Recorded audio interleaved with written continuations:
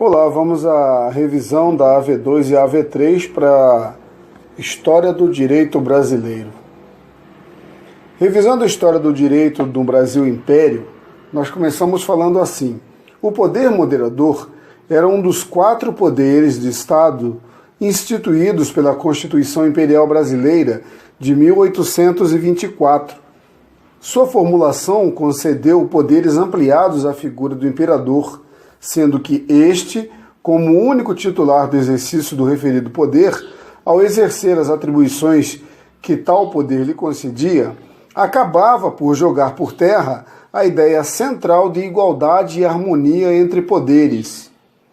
Isto porque era patente a superioridade hierárquica e influência desproporcional que o titular do poder moderador exercia sobre os demais poderes. Daí ser constante a crítica que o poder moderador da Constituição de 1824 acabou por estabelecer um regime semi-absolutista no Brasil, principalmente no primeiro reinado. O período regencial.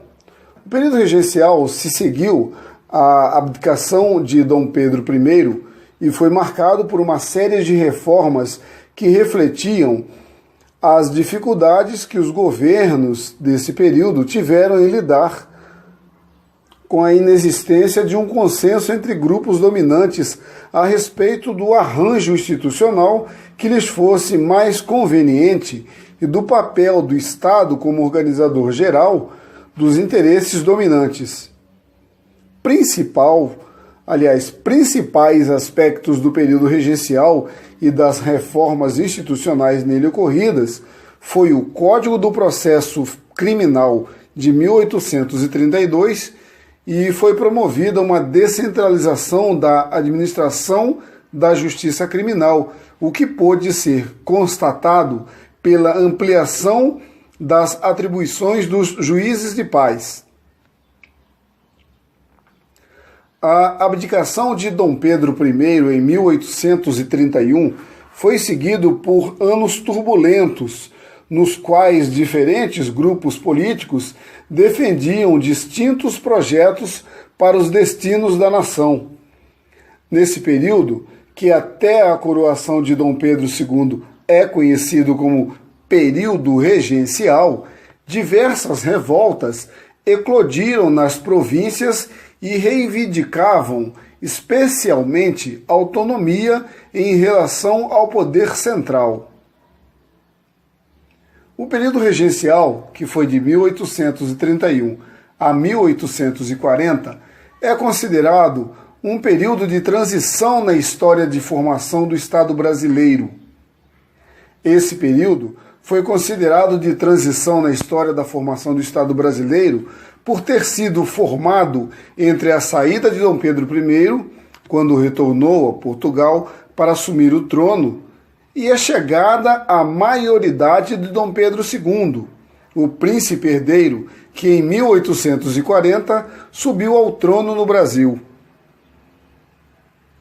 A transição entre os governos dos dois imperadores representou também a utilização de uma série de políticas, entre elas a criação da Guarda Nacional, que objetivavam conceder maior fôlego ao poder central, que, localizado no Rio de Janeiro, com isso buscavam controlar as diversas revoltas separatistas ocorridas em vários pontos do país. Estas revoltas encontravam, entre outras motivações, a suposta ausência de legitimidade por parte dos exercentes do poder central. Além disso, este também é o período em que os políticos nascidos no Brasil, como Francisco de Lima e Silva e Diogo Antônio Feijó, começaram a consolidar, de fato, as instituições políticas nacionais, exercendo a regência. O embate de ideias com outras personalidades brasileiras, como José Bonifácio de Oliveira Sobrinho, foi fundamental para esta consolidação. Vamos revisar agora a história do direito no Brasil República. A proclamação da República, em 1889, no uso das atribuições e faculdades extraordinárias que se acha investido, promete e garante a todos os habitantes do Brasil, nacionais e estrangeiros, a segurança da vida e da propriedade, o respeito aos interesses individuais e políticos, salvas as limitações exigidas pelo bem da prática e legítima defesa do governo proclamado pelo povo, pelo Exército e pela Armada Nacional. Essa era a chamada da Proclamação da República. Desde a Constituição de 1891, o Brasil adotou um modelo federal, republicano e presidencialista inspirado na experiência constitucional dos Estados Unidos da América. Vamos aqui a algumas características. A separação entre a Igreja e Estado no Brasil foi instituída pela Constituição Republicana de 1891. O habeas corpus surge primeiramente no direito brasileiro, na Constituição de 1891. A Primeira República, ou a República Velha, foi um período da história política do Brasil que se caracterizou pelo afastamento do ideal da República. O que deveria ser um governo para todos, na prática, era um governo de poucos.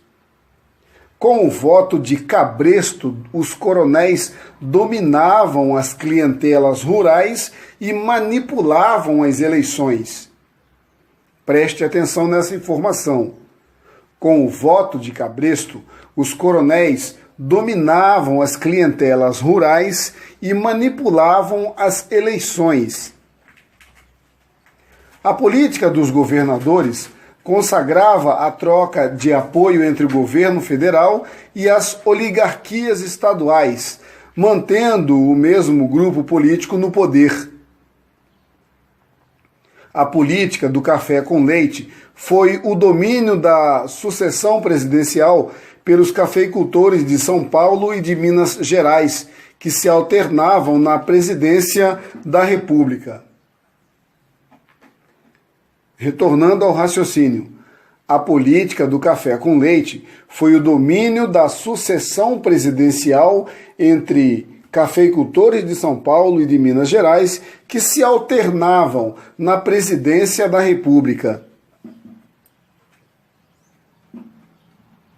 O direito ao voto no decorrer da chamada Primeira República.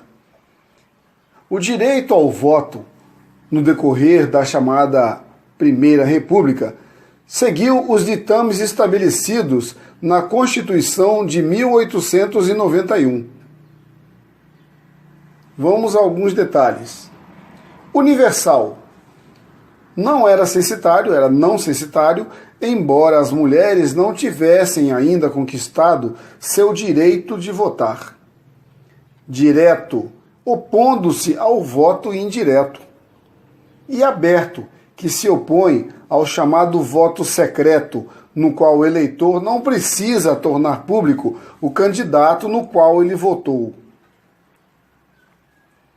Quanto à chamada política dos governadores, foi a política idealizada para que um dos governadores de estado no Brasil fosse indicado pelos outros governadores para concorrer à presidência da República, aumentando as chances de vitória, pois tal indicado teria alcance nacional, enquanto que os opositores tinham projeção local, pois os partidos eram estaduais e não nacionais.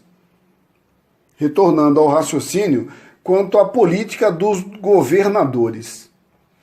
Quanto à chamada política dos governadores, foi a política idealizada para que um dos governadores de estado no Brasil fosse indicado pelos outros governadores para concorrer à presidência da República, aumentando as chances de vitória, pois tal indicado teria alcance nacional, enquanto que os opositores dele tinham projeção local, pois os partidos eram estaduais e não nacionais. Em 1932, foi promulgado um novo Código Eleitoral para o Brasil, com o objetivo de controlar a insatisfação dos constitucionalistas, sobretudo os paulistas. O Código Eleitoral de 1932 foi instituído durante o governo provisório por meio de decreto número 21.076, com o objetivo de reformar a legislação eleitoral existente no país. Foi a partir do Código Eleitoral de 1932, de então, que passamos a adotar o voto secreto, o voto feminino e o sistema de representação proporcional de votação. Em maio do mesmo ano, o Tribunal Superior Eleitoral, o TSE, foi instalado no Rio de Janeiro, que então era a capital do país. Foi somente na década de 30, na década de 1930, que o voto feminino foi instituído no Brasil, especificamente, como já foi dito, no ano de 1932, durante o governo de Getúlio Vargas, através do Código Eleitoral. Todavia, todas as restrições ao voto feminino somente foram eliminadas na Constituição de 1934. Prestem atenção nesse detalhe. Todas as restrições ao voto feminino só foram eliminadas na Constituição de 1934. Tal lei insere-se no contexto da primeira onda feminista no final do século XIX e primeiras décadas do século XX, em que as mulheres lutavam por direitos.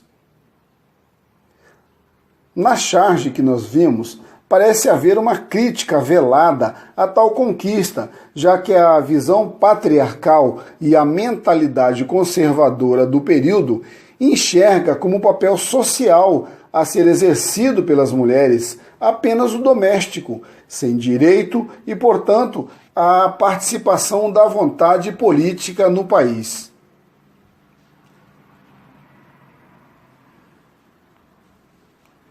Durante a maior parte do Estado Novo, que foi de 1937 a 1945, a política externa brasileira pode ser caracterizada por uma orientação pragmática frente aos Estados Unidos e à Alemanha nazista, radicalização política do período representada pela Aliança Nacional Libertadora, de orientação comunista, e pela ação integralista brasileira, de formação e orientação fascista. Vamos dar um intervalo.